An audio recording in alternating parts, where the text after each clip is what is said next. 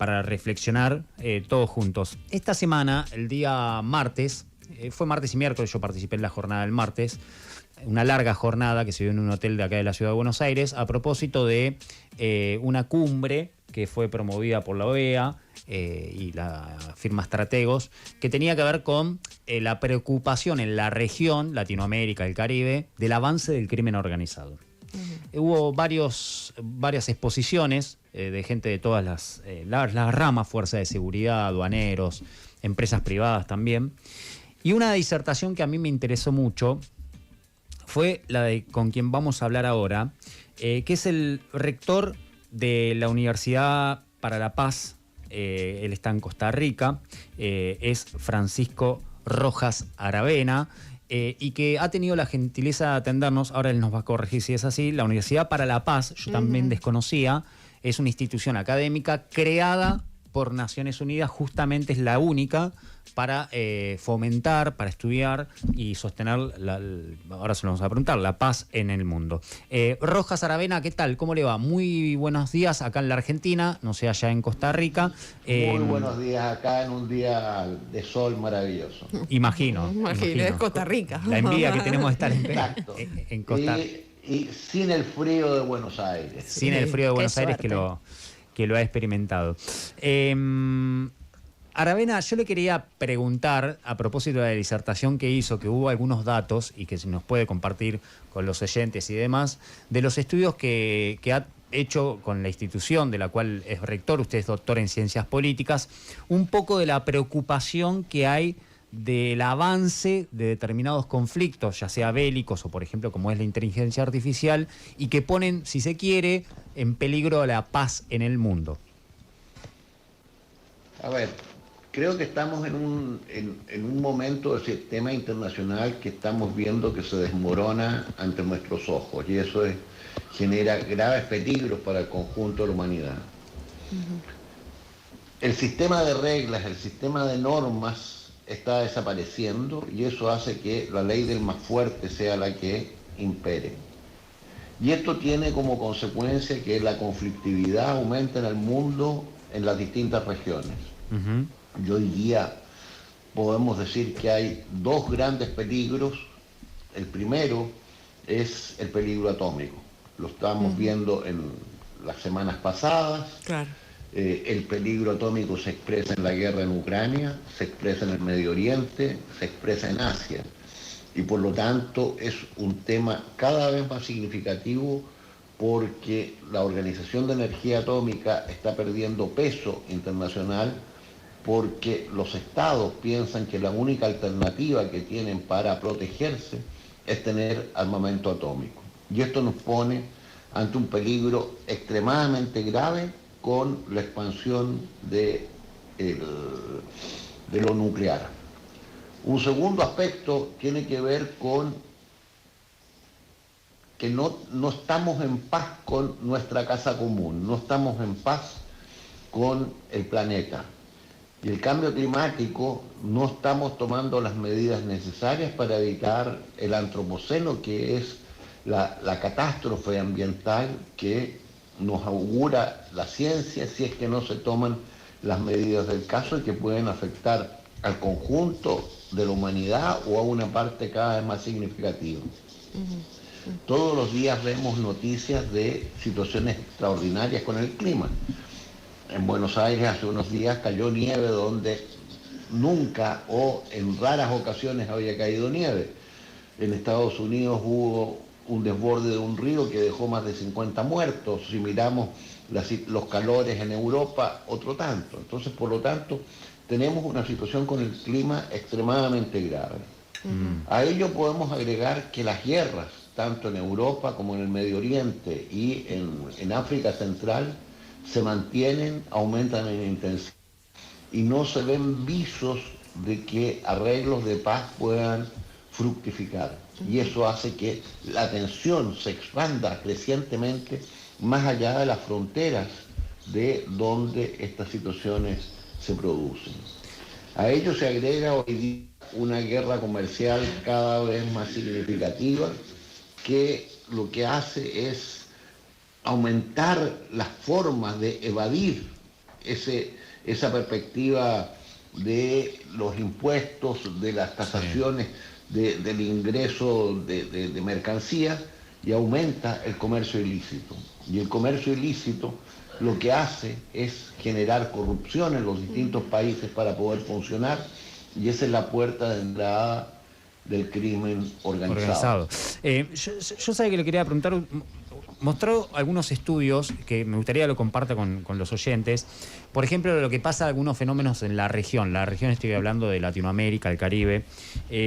Uno particularmente que me llamó la atención es la satisfacción que tienen las sociedades, las diferentes sociedades de la región, respecto al sistema democrático, donde, corríjame si no es así, es un 33% en Latinoamérica. En el caso de Argentina, por ejemplo, es un 45%, y no tiene por qué saberlo, pero le comento que estamos en un año electoral en la Argentina, donde uno de los puntos que se puso el foco es la falta de asistencia de los votantes, es decir, la falta de compromiso ciudadano a la hora de votar.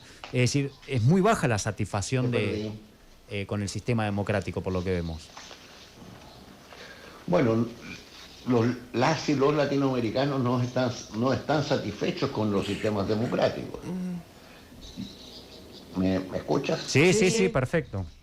¿Y eso ¿Y eso por qué? Hace que la democracia no está dando resultados a las demandas de la gente.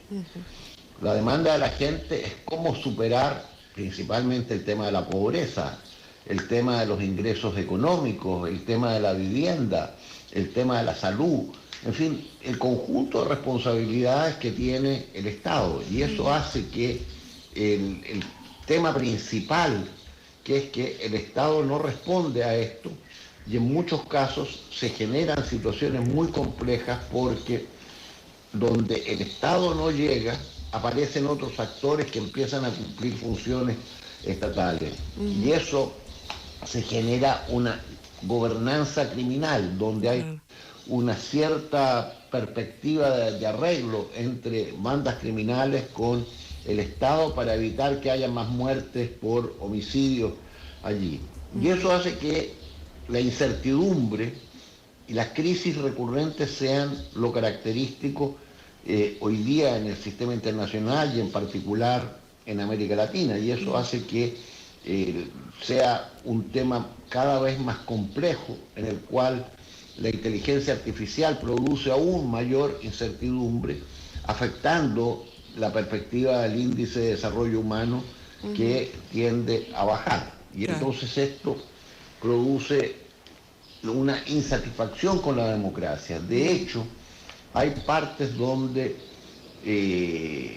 los jóvenes particularmente, que no han vivido el proceso democrático, y menos aún no han vivido sistemas dictatoriales o autoritarios, no tienen recuerdo de lo que eso significa, como si es un sistema democrático o autoritario cuando responden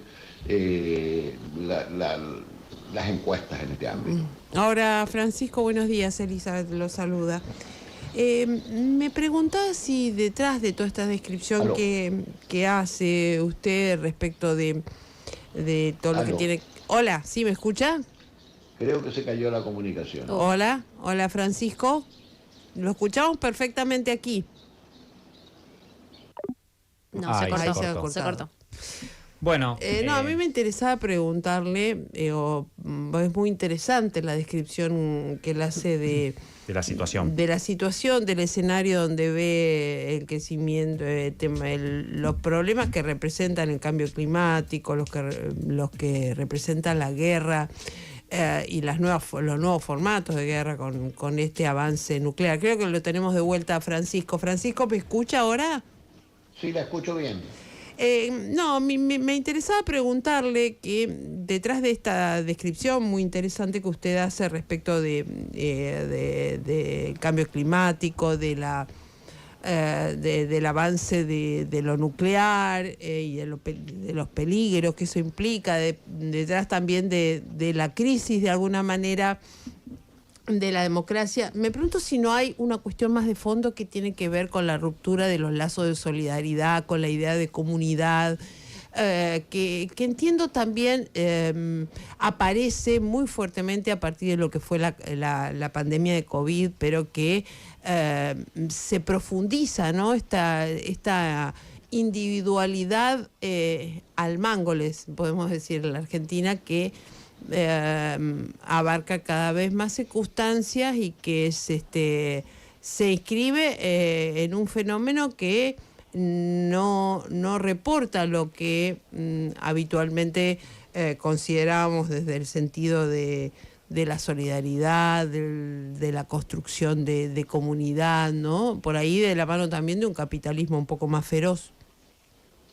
Yo estoy totalmente de acuerdo con lo que usted señala. Eso se produjo en la pandemia, cuando los estados generaron una política de sálvese quien pueda, olvidándose de la solidaridad y de los valores humanos compartidos. Se perdió la cooperación internacional y eso llevó a que esto se agudizara en el último periodo. Y la única forma de recuperar un sistema internacional de normas es colocar la asociación, la solidaridad, la cooperación en el centro. Claro. Y eso significa cómo en cada una de nuestras sociedades generamos sociedades más resilientes, comunidades que sean capaces de enfrentar los problemas sobre la base de la solidaridad, la cooperación, la compasión, y que esto permita responder frente a las distintas amenazas para poder generar mitigación, poder... Ahora, Francisco, también podemos coincidir que es difícil cuando los mensajes desde el poder van en contra de todo eso. No sé, uno imagina a Trump diciendo, bueno, a vos te pongo 50% de arancel, a vos te pongo 125, y si no te gusta... O sea, me parece que también eso... Bueno, por eso que le hablaba del impacto de las guerras comerciales. Eso genera más incertidumbre. Y por lo tanto, la perspectiva, yo soy más grande, quiero ser más grande, si todos piensan que quieren ser más grandes, ninguno será grande y tendremos un sistema internacional cada vez más conflictivo, donde se incremente el peligro atómico, donde a su vez el uso indiscriminado de energías aumente las posibilidades de tener una situación dramática en el medio ambiente. Francisco, ¿qué tal? ¿Cómo le va? Suena muy deprimente todo esto. La alternativa está cómo generamos, como decía su santidad Francisco, perspectivas de esperanza. Y la esperanza está en lo que la gente quiere. La gente quiere generar comunidad y a partir de comunidad generar lazos de relación que puedan ser solidarios. Francisco, ¿cómo está? Julia de Rizzo le habla. Un gusto. Julia, ¿cómo está? Bien, gracias. Ahora, en este escenario que usted está planteando de recambio de las relaciones internacionales, hablaba del caso de los aranceles, por ejemplo, pero ¿cómo evalúa o cómo analiza que está la economía en este contexto y qué impacto se puede ver, al menos en el corto plazo, si es que hay algún cambio en lo que tiene que ver en materia económica? A ver, yo creo que hoy día el mundo no está creciendo como debería ser y particularmente América Latina no está creciendo de la forma que requiere para resolver los problemas estructurales de nuestra región. Y eso hace que haya caminos muy distintos por parte de las principales potencias. Lo principal es que, de nuevo, América Latina como tal desapareció del sistema internacional. No tenemos capacidad de concertarnos en lo más mínimo. La solidaridad regional desapareció, la capacidad de ponernos de acuerdo en tener algunas metas comunes desaparecieron y por lo tanto es necesario restablecer el diálogo entre las autoridades. Y lo que ocurre es que a través de las redes sociales, manejadas de manera muchas veces personal por los presidentes, se usan para lanzar improperio a el país vecino, a otro presidente, a otra autoridad, y eso genera polarización que no ayuda a generar concertación y una visión compartida de cómo avanzar hacia adelante. Francisco, otro punto que quería preguntarle, hablamos antes de la pérdida de fe en el sistema democrático que hay en toda la región de Latinoamérica, y usted puso un gráfico, yo lo voy a tratar de contar y usted va a profundizar, que tiene que ver con la confianza que tiene la gente en las instituciones. Y aparece en un primer lugar la Iglesia, en un segundo lugar la radio, en un tercer lugar las Fuerzas Armadas. Y, por ejemplo, los partidos políticos y el Congreso aparecen en último lugar. Así es, el gobierno, los jueces, los partidos políticos, el Parlamento tienen menos del 30% de respaldo o de confianza de la ciudadanía. Esto hace que sea una situación muy compleja porque si no se cree en las autoridades, las posibilidades de tener seguimiento de líderes que puedan colocar los principales temas de cada uno de los países y de la región se dificulta enormemente. Tampoco se tiende a creer en los grandes medios de comunicación. La radio, pese a su antigüedad, sigue siendo uno de los medios más confiables. Esto pasa en toda Latinoamérica, ¿verdad? En toda la región. En toda la región. Increíble. Increíble porque acá, bueno, también es algo que sucede, ¿no? Muchas veces se va con un reclamo de justicia a un medio de comunicación y no al propio Poder Judicial. Sucede continuamente, le diría. Exacto. La última pregunta que tengo de mi parte, y le agradezco estos minutos a Radio con Vos, es un poco lo que se viene con esto de la inteligencia artificial. Usted sabe que acá en la Argentina, por ejemplo, recientemente hubo una contienda electoral en la ciudad de Buenos Aires y unas horas antes de tener lugar la elección se difundió, realizado con inteligencia artificial, un video de uno de los principales dirigentes políticos, Mauricio Macri, como anunciando la baja de su candidata en las elecciones y que voten al candidato del gobierno. Y tuvo una fuerte incidencia porque mucha gente creyó que era un video real. Bueno, después obviamente se descubrió que no fue así. Pero usted planteaba un poco los dilemas y la incertidumbre que genera la llegada de la inteligencia artificial y el impacto que va a tener, ¿no? Bueno, la inteligencia artificial tiene estos aspectos que, la inteligencia artificial tiene aspectos muy positivos. En la medicina se han hecho grandes avances, en la agricultura se han hecho grandes avances, en las comunicaciones se han hecho grandes avances, pero en la guerra también se han hecho grandes avances y hoy día las armas autónomas adquieren cada vez mayor peso y significaciones. Está el tema de los drones, por ejemplo, Claro. Pero hay otras armas autónomas que van más allá de lo que el derecho internacional permite, generando situaciones muy significativas en contra del derecho humanitario, del derecho internacional. A su vez, la inteligencia artificial genera incertidumbre.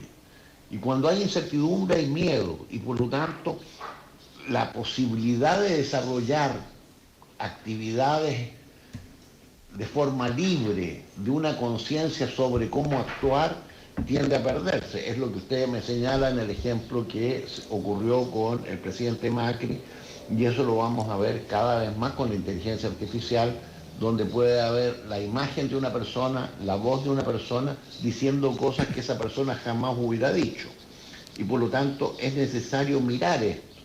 Lo otro tiene que ver donde quizás todavía en la región no se expresa ni se expresará de manera muy grande en los próximos 5 o 6 años, es respecto a las pérdidas de trabajo, porque la inteligencia artificial tiende a reemplazar a las personas en actividades que son esencialmente automatizadas, pero también en otras, como por ejemplo en la medicina. En la medicina crecientemente la inteligencia artificial puede tender a entregar respuestas más rápidas. En el caso de los abogados, eso ocurre de manera cotidiana porque los abogados, digamos, la inteligencia artificial puede revisar casos de leyes rápidamente con la experiencia anterior para tener una opinión legal significativa. Uh-huh. Entonces creo que tenemos que acostumbrarnos a cómo la inteligencia artificial va a incidir en nuestra vida cotidiana. La Universidad para la Paz, que es una entidad creada por Naciones Unidas hace 45 años por la Asamblea General, actúa en 12 ciudades del mundo, desde Somalia a Pekín, en Europa, en las Américas. Y nuestra sede en Roma está trabajando el impacto de la inteligencia artificial en la sociedad, tratando de ver de qué manera la inteligencia artificial impacta en la sociedad. Y este es un tema de particular interés de su santidad León XIV. Creo que es un tema que es necesario mirar, porque hoy día lo que escuchamos, lo que vemos en las redes sociales puede no tener nada que ver con la realidad. Totalmente. Y hacernos tragar, como se dice, con ruedas de carreta. Totalmente. Doctor Rojas Aravena, nos quedamos sin tiempo, pero le agradecemos obviamente estos minutos. Ha sido muy claro, la verdad, muy gráfico de los fenómenos que se están dando en el mundo y en la región sobre todo. Así que le agradecemos estos minutos. Yo no fui en radio con vos, No, muchas gracias en Radio con vos por esta oportunidad de compartir algunas ideas con sus oyentes. Así que muchísimas gracias y que tengan muy buen día. Le mandamos un saludo allá en Costa Rica. Era Rojas Aravena, director de Ciencias Políticas y rector de la Universidad para la Paz. Me parecía un poco discutir estos temas interesantes, ¿no? Sí.